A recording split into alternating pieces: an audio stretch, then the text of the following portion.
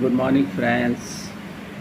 ये जो इमेज आप देख रहे हैं, इस इमेज में जो छोटे छोटे चमकीले डॉट्स दिख रहे हैं, ये डॉट्स असल में कोई पटाखे नहीं हैं आसमान में, ये गैलेक्सीज हैं, यानी आकाश गंगा। वैसे ही हमारी भी एक आकाश गंगा है। मैं आकाश गंगा की लंबाई चौड़ाई के बारे में थोड़ा सा आपको बता दूँ। हमारी जो आकाश गंगा है, जबकि इससे भी हज़ारों हज़ारों लाखों लाखों गुना बड़ी आकाश गंगाएँ हैं, जो विज्ञान का मानना है। हमारी आकाश गंगा का एक किनारे यानी एक छोर से दूसरे छोर की जो दूरी है वो लगभग 10 लाख प्रकाश वर्ष की है। यहाँ प्रकाश की गति आप जानते ही होंगे, 3 लाख किलोमीटर पर सेकेंड, यानी प्रकाश एक सेकेंड में लगभग अप्रॉक्सीमेटली 3 लाख किलोमीटर की यात्रा तय करता है। यानी कि हमारी आकाश गंगा जो हमारी गैलेक्सी है, उसके एक छोर से दूसरे छोर तक पहुंचने में अगर हम प्रकाश की गति से चल रहे हैं तो 10 लाख वर्ष लगेगी। ऐसी ही लगभग 3 trillion galaxies in visible universe, यानी जो विजिबल यूनिवर्स है वो यूनिवर्स का एक बहुत छोटा सा हिस्सा है जो विजिबल है हमारे लिए। उस विजिबल यूनिवर्स में जो अनुमान है विज्ञान का, उसमें लगभग 3 ट्रिलियन गैलेक्सीज हैं, 3 ट्रिलियन गैलेक्सीज। और फिर आता है हमारा विशाल universe, and then there is a universe beyond the universe, not a single universe,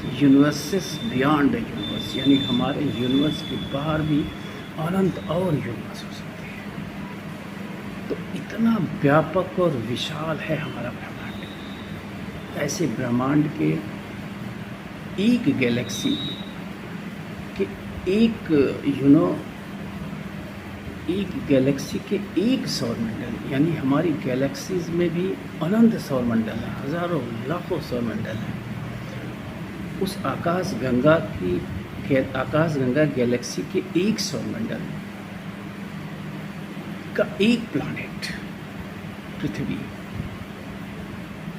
अब कल्पना करिए कि जो हमारे धर्म कहते हैं कि ईश्वर ऐसा है, ईश्वर वैसा है, ईश्वर हमें ऐसे संचालित करता है, ईश्वर हमें वैसे संचालित करता है, ईश्वर हमारे एक एक कर्मों का हिसाब रखता है, उसके अकॉर्डिंग वो हमें पुरस्कार या फिर दंड देता है।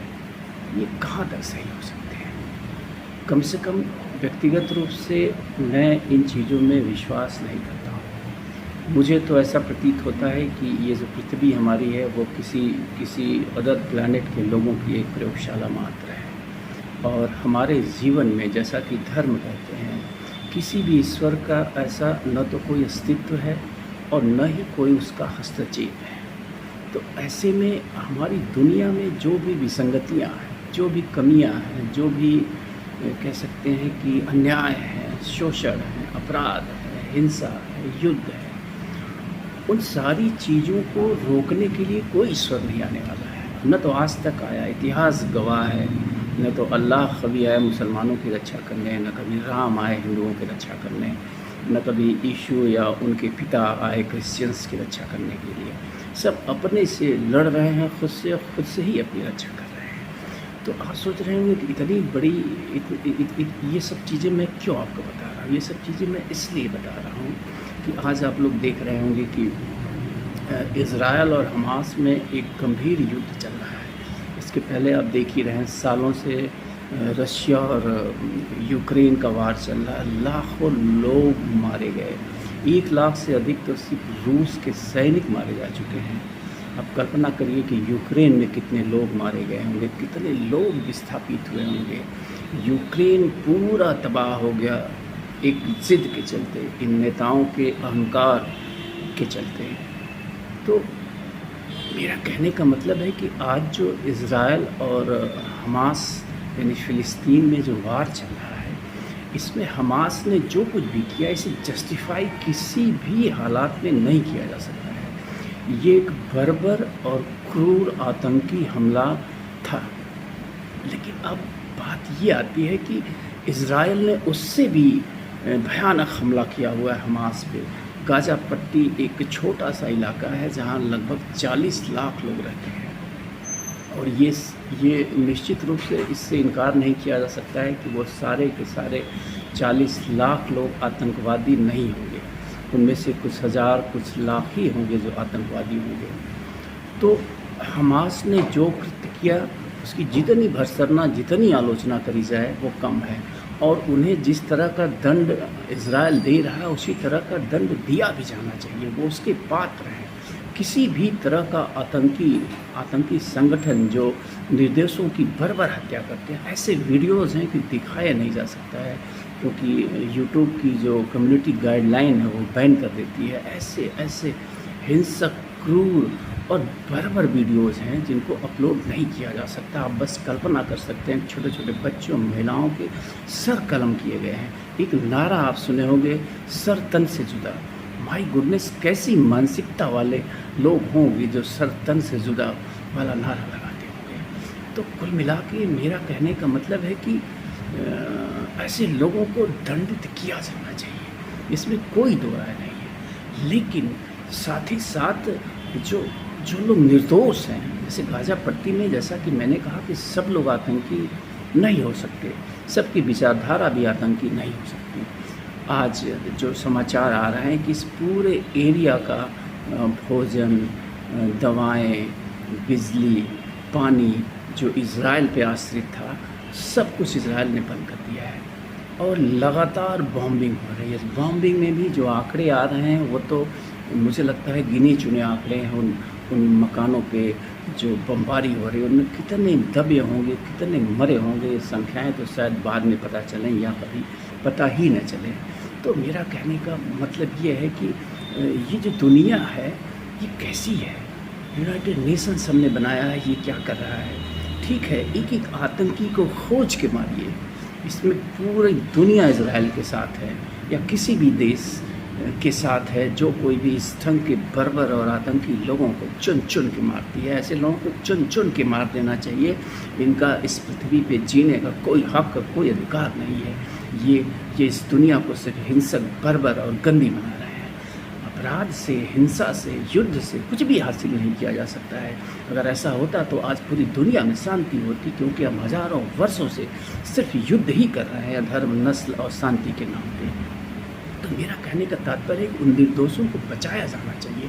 आज स्थिति ये बनती जा रही है, जो खबरें आ रही हैं छन छन के, वैसे सारी खबरें इज़राइल के थ्रू ही, इज़राइल के निगाहों से ही आ रही हैं। सारी पत्रकारिता जो आज हो रही है वो सिर्फ इज़राइल के पॉइंट ऑफ व्यू से ही हो रही है। लेकिन कुछ पत्रकार जो हैं जो इज़राइल से भी पत्रकारिता कर रहे हैं सोशल मीडिया के माध्यम से, कुछ ऐसे हैं। मैंने रवीश जी का वीडियो देखा है, उसमें काफ़ी कुछ उन्होंने डाला था कि हेराल्ड एक अखबार है जो इज़राइल से छपता है, वो खुलेआम इन चीज़ों को, इन मुद्दों को उठा रहा है कि आखिर वो जो 40 लाख निर्दोष हैं या उनमें से जो भी निर्दोष हैं उनका खाना, पानी, बिजली क्यों बंद की गई। आज स्थिति ये है कि जल्दी अगर अंतर्राष्ट्रीय समुदाय इस मुद्दे को लेकर आगे नहीं आया तो लाखों लोग भूख और प्यास और दवा के अभाव में मर जाएंगे। तो ये कौन सा न्याय हुआ? ये भी तो उतना ही बर्बर हुआ जितना बर्बर हमास का आतंकी हमला था। हमास का आतंकी हमला इज़राइल पे था। तो कुल मिला के हम इतने हिंसक हो गए हैं। मैंने बताया ना कि हमारा अस्तित्व क्या है। हम छोटे से डार्ट हैं इस अपने गैलेक्सी के डार्ट से, अपने गैलेक्सी की हम डार्ट हैं, आप कह सकते हैं। अगर यूनिवर्स के पॉइंट ऑफ व्यू से देखा जाए तो हमारा कोई अस्तित्व ही नहीं है। We are an invisible planet. उस इनविजिबल प्लानेट पे रहने वाले छोटे छोटे लोग, हम लोग कीड़े मकोड़ों से भी छोटा अस्तित्व है हमारा, और हम अहंकार में इस तरह से लड़ रहे हैं, मर रहे हैं, कट रहे हैं। तो अंत में इस वीडियो का कुल मकसद ये है कि कोई ईश्वर, कोई भगवान, कोई अल्लाह, कोई गॉड हमारी किसी समस्या का समाधान करने नहीं आ रहा है। न तो वो कभी आया है, न तो कभी वो आएगा। क्योंकि मैं सिरे से खारिज करता हूँ, और जो भी जरा सा विवेकशील व्यक्ति होगा वो इससे इनकार नहीं कर सकता है कि ऐसे किसी ईश्वर का कहीं कोई अस्तित्व नहीं है जिस प्रकार से इन धर्मों में कहा गया है। अगर होता तो अब तक वो प्रकट होते, अब तक वो हस्तक्षेप करते, लेकिन ऐसा कुछ नहीं। इसलिए मेरा जो आग्रह है, मेरी जो अपील है कि हमें इस सत्य को, इस तथ्य को समझना पड़ेगा और हमारे बीच जो समस्याएं हैं उसके लिए हमें ही एकजुट होकर आगे आना पड़ेगा और उसका समाधान करना पड़ेगा। अगर हम दुनिया से इस तरह की हिंसा, इस तरह की बर्बरता, इस तरह की क्रूरता ख़त्म करना चाहते हैं तो उसके लिए हमें ही आगे आना पड़ेगा, हम दुनिया वालों को ही आगे आना पड़ेगा। कोई तीसरी शक्ति नहीं है जो हस्तक्षेप करने जा रही है। तो आज आवश्यकता है कि इस मुद्दे को गंभीरता से लिया जाए कि जो लाखों लोग गाज़ा पट्टी में भूख और प्यास से तड़प रहे हैं, अस्पतालों में दवाइयों के अभाव में मर रहे हैं, उनकी भी चिंता की जानी चाहिए, उतनी ही जितनी कि इज़राइल की चिंता की जा रही है, उस पर हमास द्वारा किए हमले की चिंता की जा रही है। आतंकियों को मारिए, निस्संदेह मारिए, पूरी दुनिया साथ है, लेकिन इन निर्दोषों को भी बचाइए। ये भी हमारा ही कर्तव्य है कि हम उनके बारे में भी सोचें, हम उनके बारे में भी चिंता करें। वो हमारे लोग ही हैं, वो निर्दोष हैं, जो निर्दोष हैं उन्हें बचाया जाना चाहिए। यही हमारा कर्तव्य है और इस कर्तव्य को पूरा करने के लिए हमें ही एकजुट होना पड़ेगा, हमें ही आवाज़ उठानी पड़ेगी और हमें ही आगे आना पड़ेगा। मित्रों, धन्यवाद, फिर मिलेंगे।